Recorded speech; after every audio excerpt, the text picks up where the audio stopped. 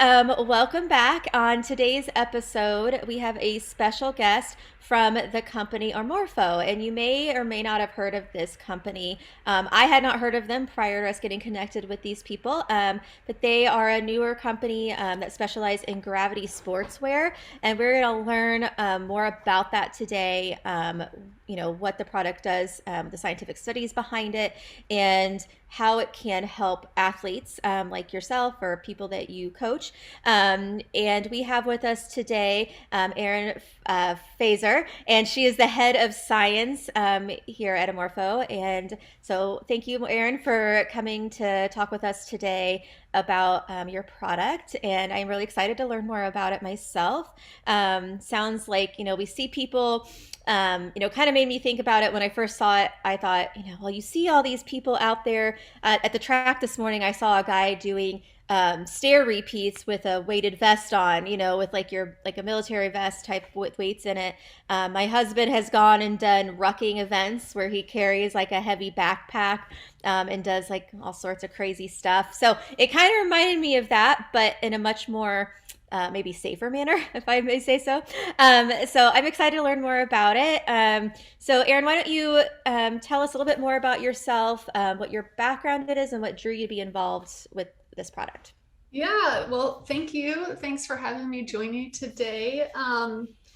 My background, I actually started as a coach myself. So I kind of live on the very applied side, even though I'm, very deep in the science now. So did a lot of activities as a little kid. My mom had me in gymnastics at a super young age, competitive, year-round training. And as I got a little older and got ready to transition out of the sport, the owner of the gym asked me to start help coaching the little ones. So I actually started working in 8th grade. So I usually say my first career was coaching because I did that for many years, all through college and then full-time post-college.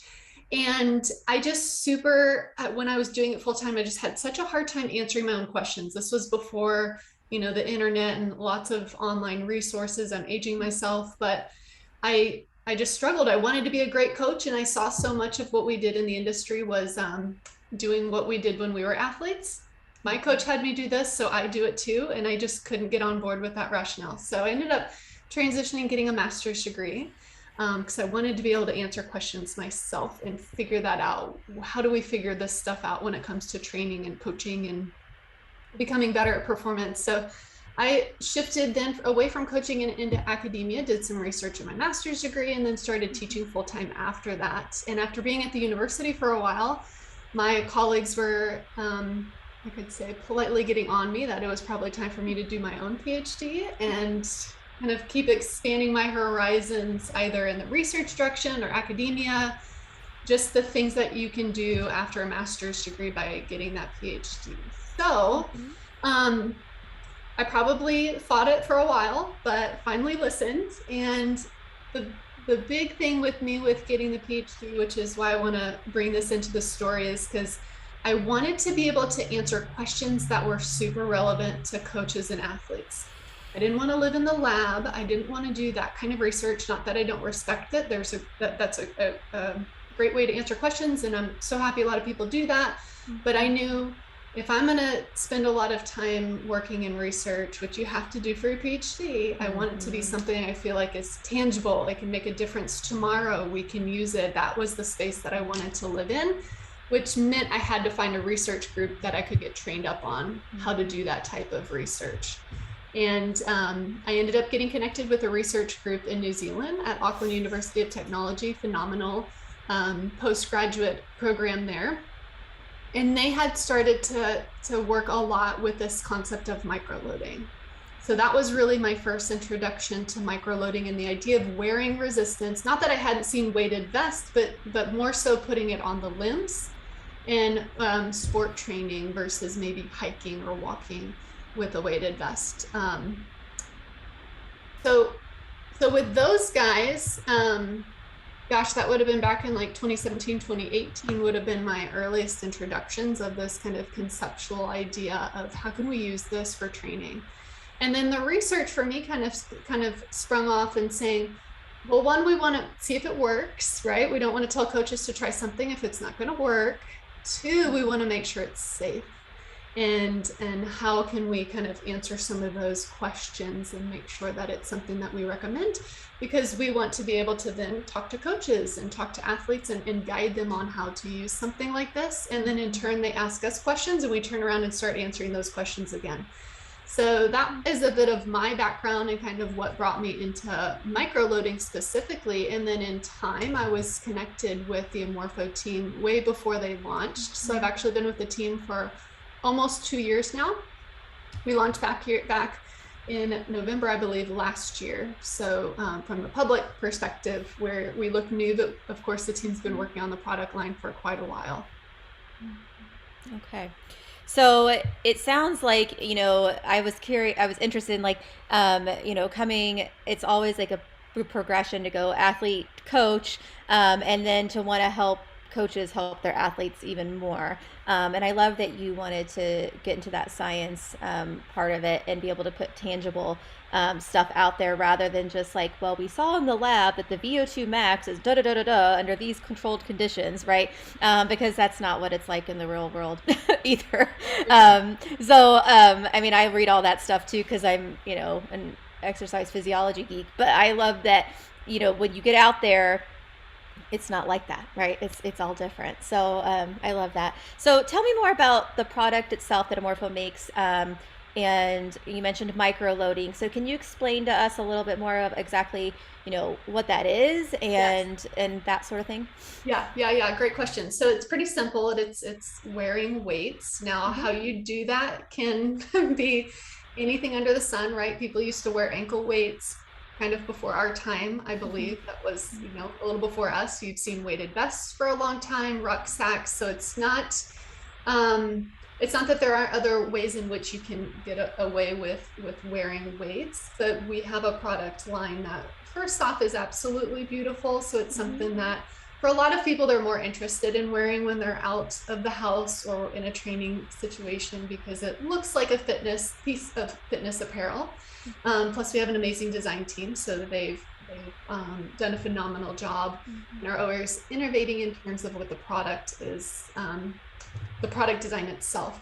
But from a little bit more of a training perspective, there's a couple factors that I think are really important. One is that it needs to be something that is comfortable and it's not going to get in the way of your movement patterns. If Mm-hmm. it's disruptive to your movement, then we're working in a counterproductive way, especially if it's something that you're going to wear for a period of time. Because having something that alters your movement pattern in a slightly negative way will certainly compound over time. Yeah. And I should have said this earlier. My particular area of expertise is mechanics, Okay. biomechanics. So I would, Perfect. That's actually even better. yeah, technically be Yeah. considered like an applied sport biomechanist, Mm-hmm. not super engineering side, more on the strength and conditioning Sure. side. So if you're physiology, you can balance me out well because that's not my my super strong side. Yeah. More mechanical things, Mm-hmm. which you did mention safety earlier. So that is Yep. kind of a Yep. bit in our wheelhouse of what we looked Yep. at. So that is one of the really fun things with the Omorpho line is that the way in which the weight is applied onto the material, it's done so that it's not going to get in the way of the joints moving, Okay. and it's evenly distributed across the body, so you don't have any type of alterations per se to how the load is carried on the body. Um, yeah, I think those are the two big things. And what that allows us to do when you're training with it on is it allows you to move unencumbered. So we have Okay. this huge specificity factor in that you can now do resistance training for movement patterns that you typically can't do an overload for. Sure. Like a more of Um, a functional type of like functional fitness type of way. exactly. Hmm. Yeah. So that really kind of starts to unlock the door to having this option to do resistance training either for movements that you couldn't in the past or at movement speeds you couldn't do resistance training in the past. And that's where I lived for a lot more of my research. I worked with linear acceleration and sprinting, field sport athletes and track athletes, so short distance sprinting. Yeah. But one of the rationale and one of the cases that we would often talk about, I should say because it was my research. I had to do a better job of owning my projects. They were my Own it. Yeah, you projects. got to own it. My professors would say that they'd be like, "Stop saying we. It's your work. It's your work. Own it." Yeah. I'll do that. It was mine. But one of the things that we do know from research is that lifting heavy weights in the gym doesn't always transfer to being faster on the field or faster on the track. So, Mm-hmm. not that there isn't a time and a place for lifting heavier weights, doing more traditional resistance training, that should Mm-hmm. still be part Sure. of an athlete's Yeah. wheelhouse, but there's a bit of this gap in getting those strength gains that happen at the gym to transfer to being a faster sprinter on the field or on the court or on the track. So we wanted to tackle much more of that specificity challenge of, can we weight them and be moving at faster speeds? So now you're doing resistance training at velocities Mm-hmm. much closer to what you're actually doing when you're on the field court, or Mm-hmm. even in your case with when it's someone that's running a longer distance. Yeah, in the endurance world.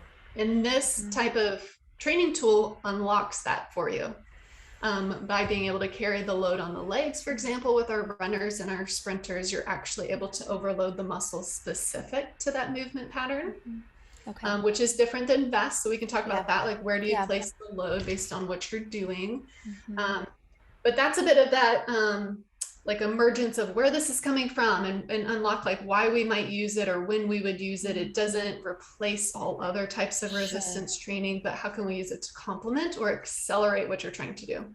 Okay. And that kind of, I mean, I have a question, this kind of feeds off of it. I'm someone who has had back issues in the past. And so, like, obviously, like, I'm very careful about you mentioned biomechanics and whatnot. And Mhm. I know I really teach my athletes and really hone in on them on the prehab movements and the mobility movements and all that. How does this product show? In the field and the studies you've done with athletes, like, you mentioned safety, is it increasing their injury risk, or is it helping them because of the way that it helps them build that strength in those particular muscles? Yeah. Well, so typically the questions we answer first in research Hmm. is, are they getting faster? Because Yeah, that's what everybody wants to do, right? right? So, although we're in our infancy in terms of answering questions, so I don't have hard research evidence for a Okay. lot of these things, but a lot of them we can talk conceptually or anecdotally. So, Okay. do people get faster? Yes, we have shown success in that. Um, One that was really important for me as a question to answer, so I could have some evidence for coaches and athletes, was related to contact forces. Because if we load the legs, are you going to be hitting the ground harder? Are we Hmm. going to start to creep up or be concerned about, things like shin splints or stress fractures? Or how do athletes handle the load, right? Hmm. When they make contact with the ground, especially with running, because you're making contact with the ground so many times Hmm. over the course of a training session.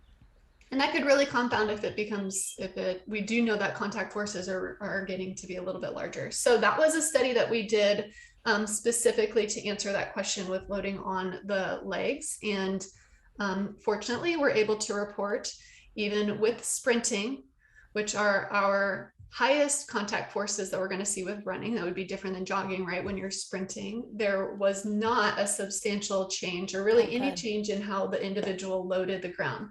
So the Okay. way that we measure that is we worked with a lab in Japan that has, a 60-meter indoor track embedded with force plates the entire length of the track. So we can capture someone's contact forces the entire sprint distance, which is phenomenal. This is the only place in the world that Wow. you can do Yeah. that. So they're not running on a treadmill, they're actually running over ground, and we can measure every footfall for that entire sprint. So super cool, Yeah. tons of data. So Yeah. it gets overwhelming really quickly. I'm Um, sure. Yeah. but what we can do when they're making contact with the ground is look to see how the forces changes in the horizontal direction, vertical direction. Medial lateral is very minimal with when you're sprinting. Hmm. And lay what does that look like when they're not loaded? And then we put load on them and then lay that force To curve over see. top and see where is their difference. Because if there's a huge spike when they make contact with the ground, that could be alarming. And that was what we were really wanting to check out. Well, the to me, very interesting thing is the patterns mimicked each other. They didn't take a load heavier at the beginning. They didn't seem to do anything different. We saw Yeah. a small increase as they went over top of the middle of the foot. So when you're fully supporting your body, we had a small increase, which would make sense because you slightly weigh more. So you're going to have to do a slight bit Sure. more work to not fall into the Mm-hmm. ground against gravity. So that was massive. That was huge. That kind of showcases, at least with those weights, which ended up being 2% of body mass, Mm-hmm. more than the Omorpho tights, we can safely say for a large group of individuals, we've tested this out and they didn't do any severe Any change. harm, any more harm than they would Yeah. normally, right? Yes. Yeah. They and this was even without them having had substantial training. They're Yeah. just putting it on the first time and they're able to handle the Sure. loads well. So that was Sure. that was fantastic information for us to Sure. have. Some of the other things that I think you were kind of pointing to with like the back, I do have some theories that I think the extra load will actually do a good job to increase your activation, because now you're going to Mm-hmm. have to hold in tight as you're carrying this heavier load, Mm-hmm. especially if you're trying to move it fast, but Yeah. that's not something I've been able to measure yet. Yeah, I'd say So glute activation. I say, can you? My athletes all need to activate their butts. So if we can just focus, let me know how that goes. no, exactly. That's Mhm. exactly what I would want to measure, is how well can they stay? Is it a good stimulus to stabilize the pelvis? So Yeah, basically you would be doing like a core activation without them having to think about it, right? If I right, can put the right. weight on and I know they're going to have to do the work and Yeah, it's going to be good and healthy for yep, them, yep. that's like a double down, right? Yeah. Well, and that's what makes what I can see it being different from just doing the regular strength work that you mentioned. Because I know, as somebody who's done it myself, and people and athletes I've worked with, we get really good at not doing what we need to do. So, you know, if you just go and do deadlifts, you can do a deadlift without ever activating your glutes in the proper way. Because, and then they don't get any stronger. So, and the same thing goes for running or cycling. It's a very easy to not activate those muscles, and then the more you don't use them, the weaker they get, and then injuries happen. So, That might be the thing that athletes are best at, is compensating yep, and getting the 100%. job done in like a totally not ideal way. And then Yep. you dig Yes. in further. So I Yep, totally get you there. 100%. Yeah. That's what I And then always tell people, single leg everything. Single leg lifts, single leg squats, single leg, because you can't at that you have a lot less, you can't compensate as much if exactly. you only do one side at a time. But my question is, how well does that mimic the demands and the loads when you're going full on in a race or a game, or whatever your scenario is? So that's kind of the cool thing about being able to bring micro load Yeah. in, is that then you can have something while they are going at a Sure. more maximal speed Yeah. or higher And forces. they have to, and like they have to Yeah. contract that. Yep. It's very interesting. What are some of the, I mean, you mentioned they get faster. Can you tell us a little bit more about the performance benefits that you've seen using this product? Yep. We've done a lot of work with sprinting. We've Hmm. done some, I shouldn't say we, in terms of research, Hmm. publications, there are some done with gym-based movements like power cleans and some vertical jump stuff. So it kind of depends on the direction you're interested in looking. And it is still in its infancy, but we don't have any, certainly no red flags where there's studies where people aren't improving. And we have to do a good job as to compare individuals that were, or groups of individuals that were trained with a micro load stimulus against those that weren't, to make sure it's not just the training alone that they're improving, and it's not, and it has to be something unique to the micro load that was able to add into it. But I've got a couple studies that I could kind of talk through Yeah. really quick, just to sort of showcase like what some of this looks like. I worked with a semi-pro collegiate rugby group in South Africa, and what we were able to do was add the leg loading into their preseason conditioning phase. Okay. So they wore it. They did a lot more running volume, like kind of longer, higher numbers of sprints, a bit more of a conditioning rather than like a short distance sprinting type, I guess, period. And throughout the 6 weeks, they wore the micro load on the legs. Very simple. They did what the coach would typically plan for them, but they added in the micro load during these particular sessions. The curious thing with this group of athletes is we did not have great attendance. So that's the challenge with being an applied scientist, is that Yeah. there's a lot of things that are going to be out of your hands, Yeah. like weather or people not showing up, right? So it's great because we're in a very real training scenario. So if we do find change, that's something substantial to pay attention to, but there's a lot of other factors that come into play. However, what we were able to do is look and make comparisons about the athletes that weren't there so much, right? So it ended up being pretty similar in that there were, in terms of attendance rates, between the athletes that were wearing the microload and the ones that Mhm. weren't. And the athletes that were not wearing the microload, that group as a whole actually detrained over this period of time. Not ideal. It's not shocking. Not Consistency no ideal. matter what, right? Exactly. So what we saw was over this period of time, the athletes actually got a little slower, but those that were wearing the microload maintained their performance. So we knew in that case that the microload brought up the training volume enough that they were able to maintain performance. So not what we had planned, not what we were looking for, but one of the conclusions that we were certainly able to make is this is a pretty awesome tool when you are running short on time. You Yeah, can get yeah. more out of that training And be session. very efficient. Yeah, Hmm. and these athletes were even able to get enough out of the training session that they maintained performance when otherwise training would have gone down. So I have started to talk about microload in a way in which it can be a very a way to capitalize on your time, which Yeah. becomes quite a reality for your everyday athlete, that we Hmm. still have jobs and we still have all this other stuff. So Yeah. how can I make best use of my time? Sure. Or coaches that are in a more traditional setting, not elite athletes where you have the kids are still in school, Yeah. or maybe NCAA regulates how much time you actually have with them. So could we use a tool like this to get in a greater work volume basically during the time frame that you do have? And that was one of Sure. our kind of fun things that we talked about and came out of with that study. And Um, that kind of makes me wonder. Sorry to interrupt you, but no, it's good. it kind of makes me wonder. I mean, I was going to ask you this anyway. When it comes to like the endurance athlete world, we have a lot of our listeners are generally in that field with endurance running, marathon running, triathlons. I would be very curious, as this product grows, to see how it would help those longer distance athletes apply this method, especially into their speed work, into that tempo work, and being able to shorten the sessions maybe, and not but getting the same efficiency out of it. Yeah, so I love that. Two things that I want to add on to that is, and this is a little bit came out of a second study that we Mm-hmm. did, but with sprinting, what we were able to see is that, in kind of comparing our results with other studies that had come out, is microloads really going to feed into what your training program is already doing.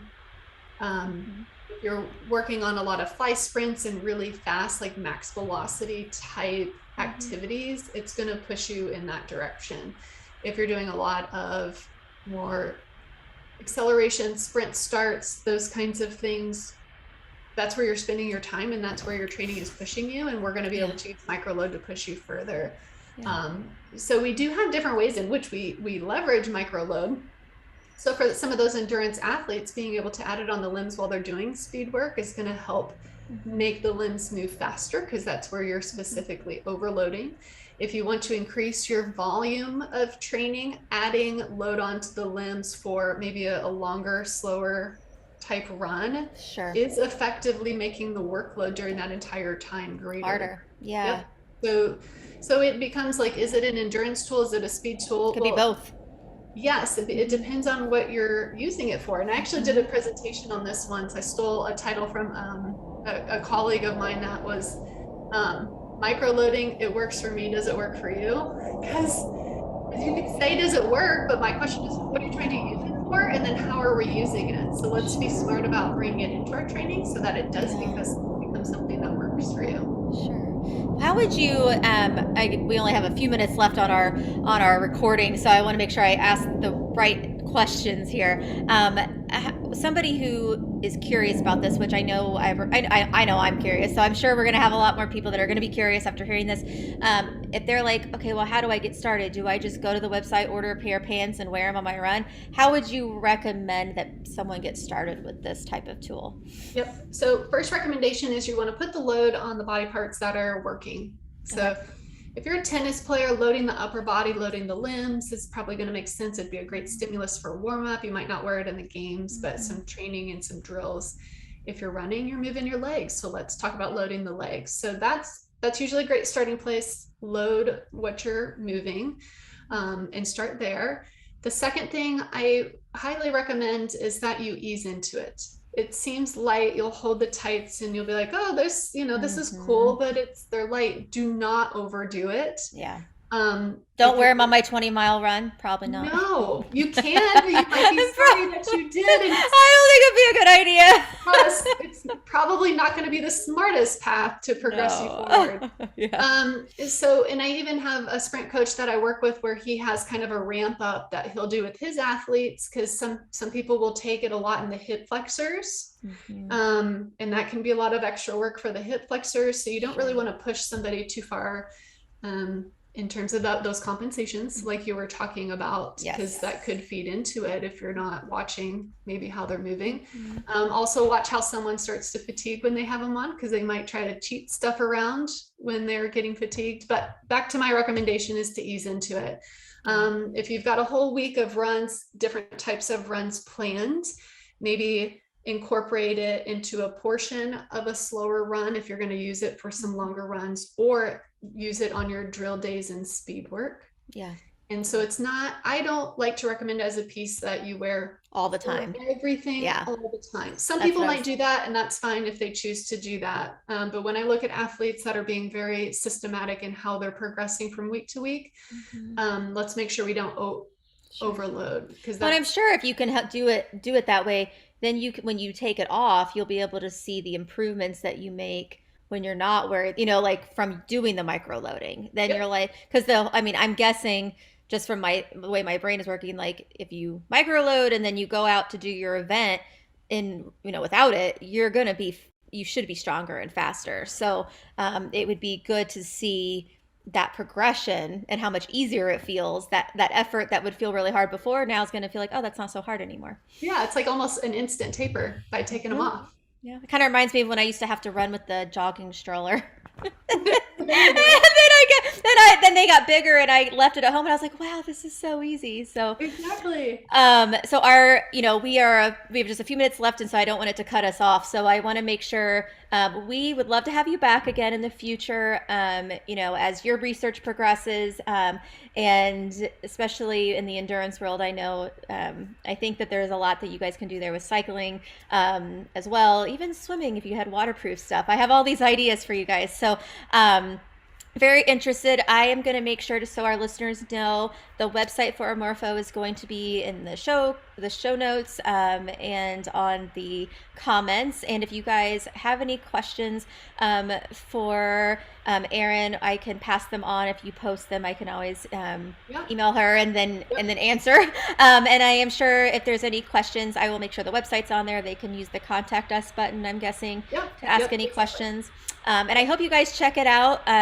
This to me, I mean, I love all the science behind it. I'm such a science geek. I could stay on here for another hour talking to Erin. So I hope everybody that's listening looks this up. I think this, to me, just from like a coaching and athlete perspective, it sounds much safer than throwing on that huge weighted vest I saw this morning at the track running stairs. That to me looks like a low back injury waiting to happen. So, check it out. They're very cute. They're very svelte looking. Mhm. I was on there last night looking. So, I hope that we get to hear more about this product in the future. So thanks for Thank coming on, you. Yeah. and we will talk again in the future.